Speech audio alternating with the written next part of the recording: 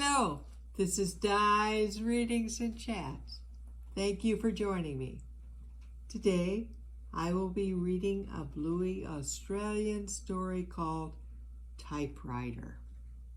At school, Bluey is being a story writer.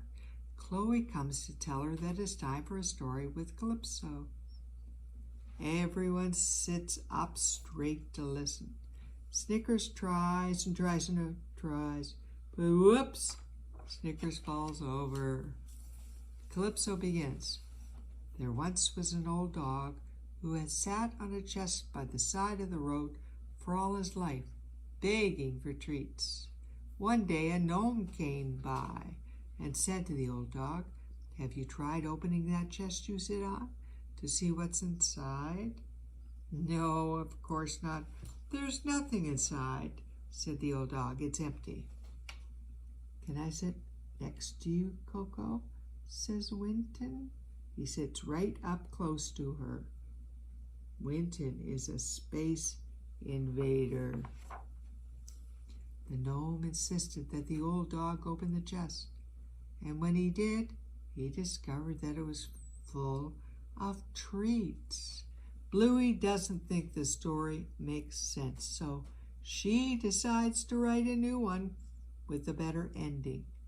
But when she and Chloe get back to the typewriter, it's gone. "Hey, where'd the real typewriter go?"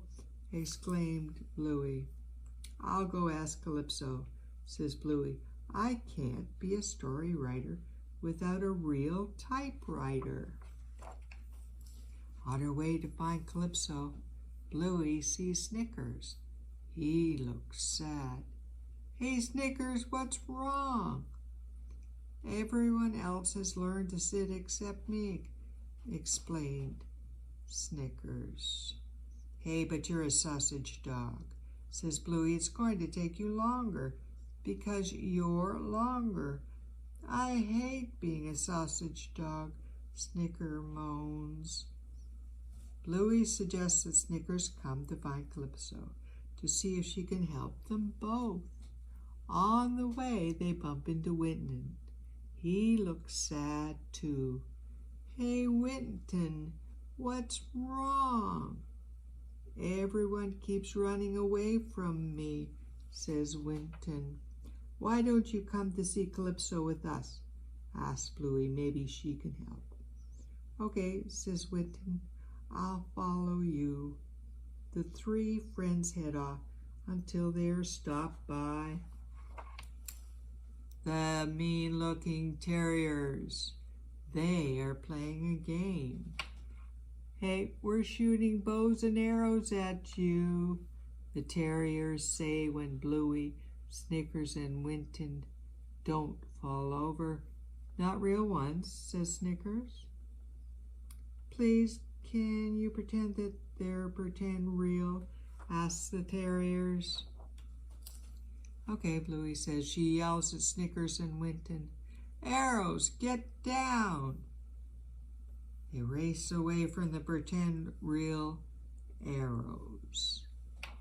"Snickers, you sneak around the terriers through those skinny trees," Bluey says, "and then wait at the top of the hill to do you know what." "I'm coming. Where are you?" asks a terrier. Snickers sneaks through the skinny trees as a terrier tries to spot him, but Snickers' sausage shape keeps him hidden behind the tree. Meanwhile, Bluey has an idea for getting past one of the other terriers. "Ask him a question," she tells Winton, "and then he'll run away." Winton is confused. "Why would he run away if I asked a question?" "Because you're a space invader. It's someone who stands too close." Winton gives it a go. As she snuggled up to the other terrier, "Are you gluten-free?" Winton asked the terrier. Winton, not so close, says the terrier, pushing him away. Winton tries again. Just tell me, are you gluten-free? Asks Winton again. The terrier leaves with a, it works. The last terrier has them trapped, but Winton has another idea. Use a shield, he says, giving Bluey a pretend real shield. Okay, says Bluey, hang on. The third terrier does bing, bing, bing, so they couldn't go over the bridge. Oh, they escape and scare the terrier away. Bluey and Winton run away up the hill, but the terrier soon chased them. Oh, Bluey shouts to Snickers, Snickers, now! And down the hill rolls Snickers. Sausage roll! I love being a sausage dog. As she bumps all the terriers out of their way. Good one, Snickers, Bluey and Winton shout. Then Bluey laughs. Hey, Winton, look. Winton isn't standing close because he doesn't want to be a space invader. Finally, Bluey asks Calypso where the real typewriter is gone. It's around here somewhere, says Calypso. Hey, how'd you get past the terriers? I used a shield, says Bluey. See? Ting, ting. That's a nice shield. Okay, typewriter.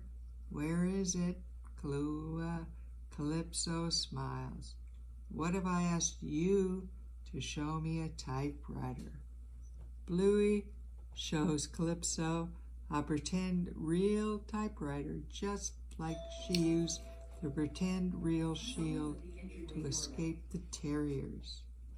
That's a lovely typewriter, isn't it? Says Calypso. Thanks, Calypso, said Bluey as she races off.